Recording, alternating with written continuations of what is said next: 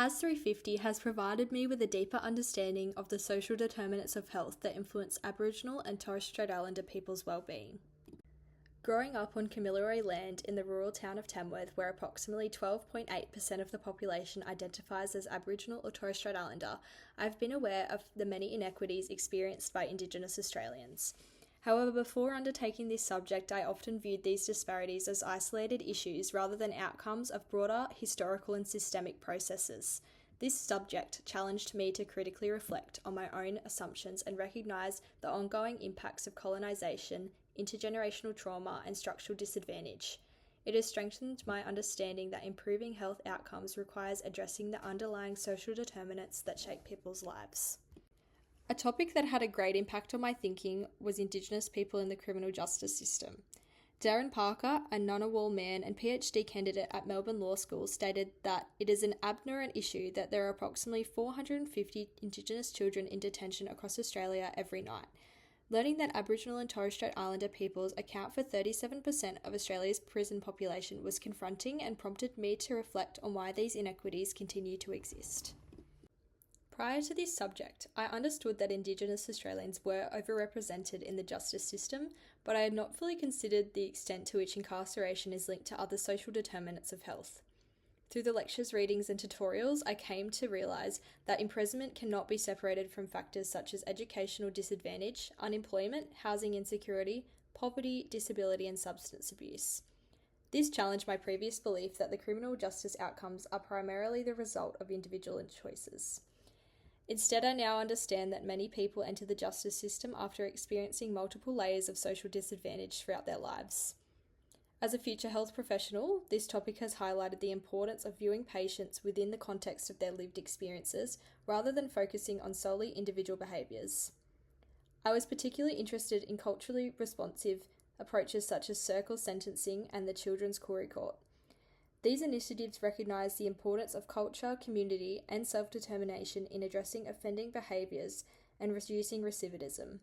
They also demonstrate how culturally safe practices can help bridge the gap between Western institutions and Aboriginal and Torres Strait Islander communities. The topic of children and young people further reinforced how the social determinants of health operate across generations.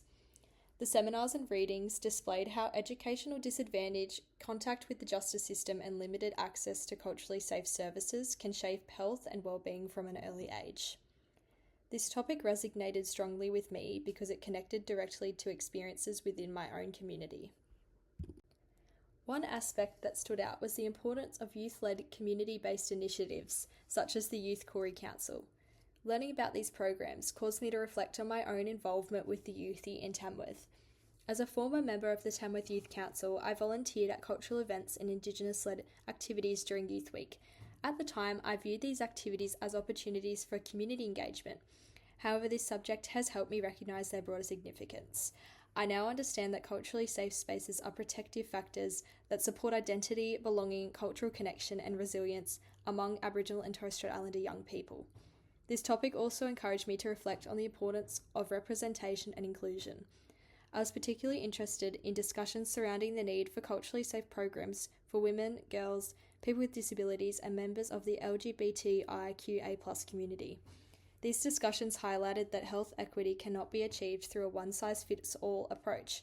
Rather, services must acknowledge the diversity of experiences within Aboriginal and Torres Strait Islander communities. Importantly, I recognise strong links between this topic and the criminal justice system.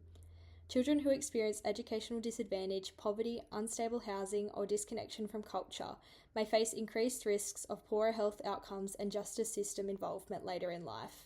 This reinforced my belief that investment in early intervention, literacy programs, education, and culturally safe community services is essential for breaking cycles of disadvantage and improving long-term health outcomes. Reflecting on these challenges has strengthened my understanding that criminal justice outcomes and the well-being of children and young people are interconnected to the social determinants of health. Most importantly, it's challenged me to consider my own assumptions and recognise the importance of culturally safe, strength-based approaches.